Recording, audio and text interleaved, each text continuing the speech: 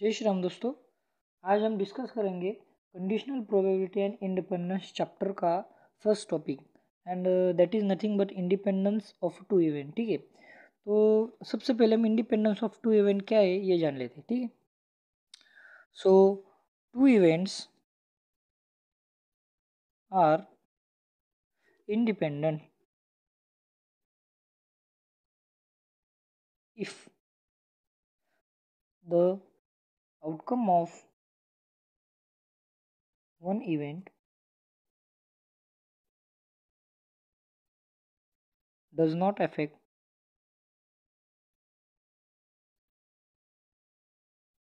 the outcome of other event।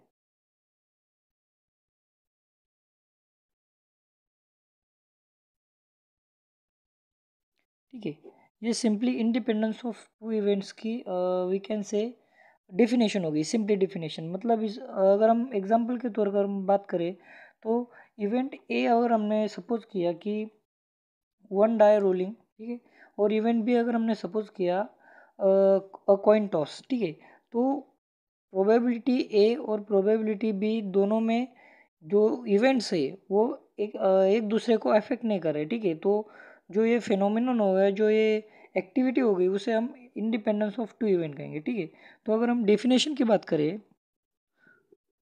Definition की, तो independence of two event की definition है the two event A and B define on a sample space omega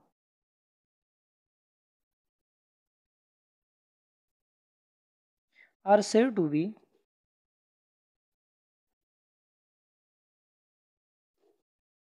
independent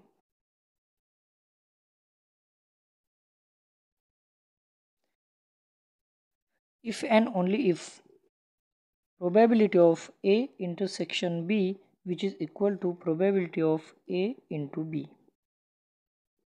ठीक है, अगर ये कंडीशन अगर किसी इवेंट में सेटिस्फाई हो रही होगी तो हम कह सकते हैं कि वो जो इवेंट है वो इंडिपेंडेंस ऑफ टू इवेंट है। ठीक है, अगर हम एग्जांपल के तौर में अगर देखें तो देखिए, कंसिडर द एक्सपेरिमेंट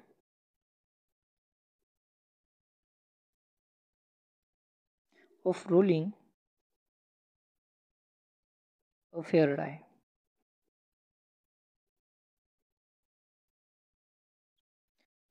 तो अगर फेयर डाई रोल हुआ तो उसके आउटकम्स आएंगे 1 2 3 4 5 एंड 6। ठीक है, और अगर हम इवेंट ए की अगर बात करें तो इवेंट ए मुझे चाहिए ऑड नंबर्स। ठीक है, तो ऑड नंबर्स आएंगे 1 3 एंड 5। तो इसकी प्रोबेबिलिटी हो गई probability of A which is equal to 3/6 and that is nothing but 1/2। ठीक है, और वैसे ही मुझे इवेंट भी सपोज करना है कि मुझे ग्रेटर देन 4 एलिमेंट चाहिए, तो 5 एंड 6 आएगा। ठीक है, तो आया 5 एंड 6 और उसकी प्रोबेबिलिटी आएगी 2/6 and that is nothing but 1/3। ठीक है, वैसे ही अगर मुझे ए इंटरसेक्शन भी चाहिए, प्रोबेबिलिटी ऑफ ए इंटरसेक्शन भी, तो वो आएगा 1 दैट इज 5। ठीक है, वैसे ही probability of A into B, ठीक है, यह है अपना 5 प्रोबेबिलिटी। देखिए, ये और ये इंटरसेक्शन का हमने डिस्कस किया था पिछले लेक्चर में, और वैसे ही मतलब ये आया 1/6 और इसका आया 1/2 इंटू 1/3 और ये भी आया 1/6। यही हम कह सकते हैं कि that is event A and B are independent events.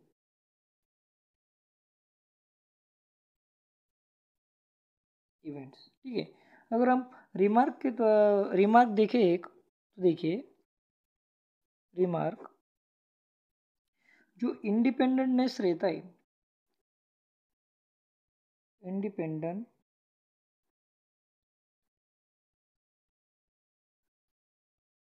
वो म्यूचुअली एक्सक्लूसिवनेस शो करता है, म्यूचुअली एक्सक्लूसिवनेस शो करता है। बट जो अपना म्यूचुअली एक्सक्लूसिवनेस होता है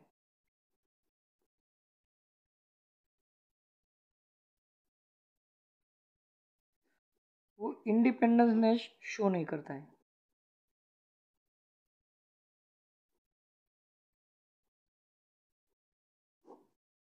वो इंडिपेंडेंस शो नहीं करता है, ठीक है। तो ये रिमार्क जो है वो आप अपने को ध्यान में रखना है। एग्जाम्पल के तो अगर हम देखें तो देखिए,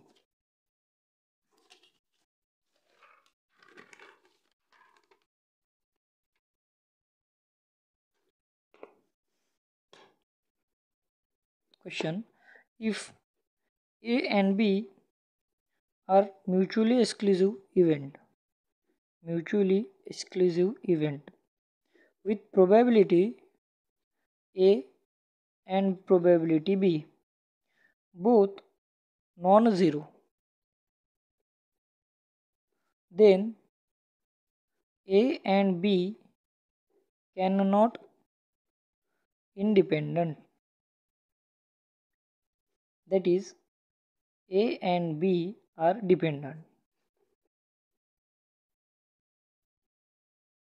ठीक है। तो ये हो गया अपना क्वेश्चन। तो सबसे पहले हम गिवन नोट डाउन कर लेते हैं, ठीक है। Since A and B are mutually exclusive event, ठीक है, म्यूचुअली एक्सक्लूसिव इवेंट मैंने शॉर्ट फॉर्म में लिखा है, ठीक है। तो म्यूचुअली एक्सक्लूसिव की प्रॉपर्टी क्या होती है ये हमने डिस्कस किया था। ए इंटरसेक्शन बी वो फाई आता है, ठीक है। तो अगर वो फाई आया तो उसकी प्रोबेबिलिटी क्या होगी, ए इंटरसेक्शन बी की प्रोबेबिलिटी होगी 0, ठीक है। तो हाउएवर अगर ए इंटरसेक्शन बी की प्रोबेबिलिटी 0 हुई या तो फिर हम क्या लिखते हैं, A into B is equal to 0, ठीक है। या तो ए 0 रहेगा या तो बी 0 रहेगा, ठीक है। ये 0 है म्यूचुअली एक्सक्लूसिव की, तो ये नॉन ज़ीरो, ठीक है। अगर ये नॉन ज़ीरो है या तो ये नॉन ज़ीरो है या फिर ये नॉन ज़ीरो है, ठीक है। तो probability of A which is not equal to 0, वैसे ही probability B which is not equal to 0, ठीक है। तो हमने ये इसने क्या कहा है, कैन नॉट इंडिपेंडेंट, ठीक है। तो इंडिपेंडेंट अगर रहे तो A intersection B which is equal to probability of A into probability of B, ये शो होता है बराबर।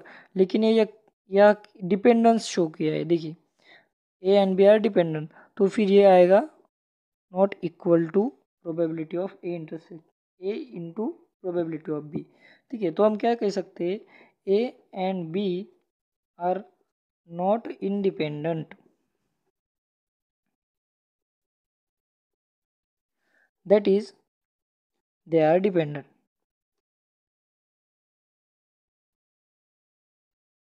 event, ठीक है। वैसे अगर हम नेक्स्ट एग्जांपल की अगर बात करें तो देखिए, question, let A and B be independent with probability a which is equal to 0.6 and probability of b which is equal to 0.5. Find first जो है वो ए इंटरसेक्शन बी, सेकंड जो है वो है A union B, and third जो है वो है सॉरी प्रोबेबिलिटी भी शो करने को बोला है, probability of A complement intersection B complement, ठीक है। तो सबसे पहले हम फर्स्ट की अगर बात करें तो probability of A intersection B, ठीक है। तो अपना फॉर्मूला ही है वो probability of A into probability of B, ठीक है। तो वो आया 0.30 अप्रोक्सीमेट, 0.30 बराबर। जो सेकंड है वो है probability of A union B, और उसका फॉर्मूला हमने पीछे भी देखा था, A probability of A plus probability of B minus probability of A intersection B, ठीक है। और ये आया 0.6 प्लस 0.5 माइनस 0.3 एंड ये आया 0.8। वैसे ही थर्ड का अगर हम देखें तो probability of A complement intersection B complement, ठीक है। तो प्रोबेबिलिटी ऑफ ए है अपनी 0.6, ठीक है, तो उसका कॉम्प्लीमेंट आएगा 0.4। और वैसे ही प्रोबेबिलिटी ऑफ बी कॉम्प्लीमेंट आएगा 0.5, ठीक है। ये कॉम्प्लीमेंट का हमने पिछले लेक्चर में डिस्कस किया था, आप चाहे तो उसे देख सकते हैं, ठीक है। तो वो आएगा probability of A complement into probability of B complement and which is equal to 0.4 into 0.5 and that is nothing but 0.2, okay. अब इंडिपेंडेंस ऑफ थ्री इवेंट की हम बात करते हैं। Independence of three event,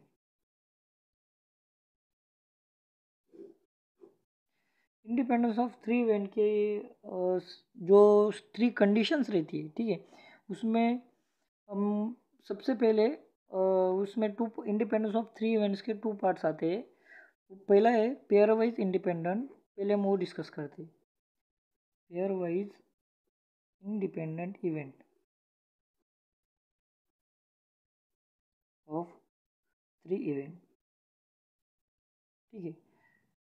pair wise independence of three event में three conditions होती है, अगर वो सेटिस्फाई किसी इवेंट ने की तो पेयर वाइज इंडिपेंडेंस कहलाते ऑफ थ्री इवेंट्स के थे। तो वो कंडीशंस है probability of A intersection B which is equal to probability of A into probability of B.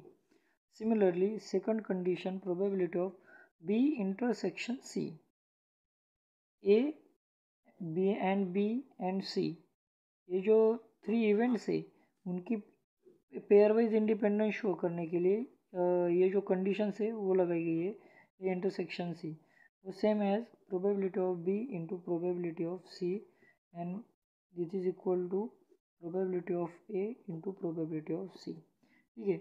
और वो जो सेकंड पार्ट है वो है म्यूचुअली इंडिपेंडेंस, म्यूचुअली इंडिपेंडेंस और complete independence of three event, ठीक है। तो इसमें क्या होता है, ये जो थ्री कंडीशंस है वो सेम एज टू सेम रहती है, ठीक है, लेकिन इसमें जो फोर्थ कंडीशन है वो डिफरेंट है, जो इसे डिफरेंट बनाती है वो है probability of A intersection B intersection C. इसमें सभी का इंटरसेक्शन लिया गया है और वो सेम एज इसके ही बराबर है, सिर्फ देखिए probability of A into probability of B into probability of C. ये कंडीशन ये जो है वो इसे mutually independence and complete independence में डिवाइड करते हैं, ठीक है। और सबसे मेन रिमार्क अगर हम देखें तो देखिए mutually independence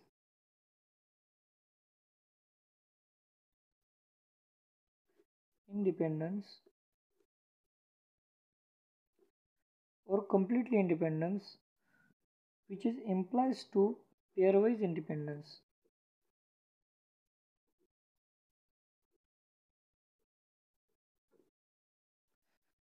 but not vice versa, ठीक है। जो म्यूचुअली इंडिपेंडेंस होता है वो पेयरवाइज इंडिपेंडेंस हो सकता है, लेकिन पेयरवाइज इंडिपेंडेंस जो है वो म्यूचुअली इंडिपेंडेंस नहीं हो सकता, ठीक है। तो आज के लिए इतना ही। अगर आपको वीडियो पसंद आया होगा तो लाइक कीजिए, सब्सक्राइब कीजिए और अगर कुछ डाउट रह गया होगा तो कमेंट कीजिए। Thank you.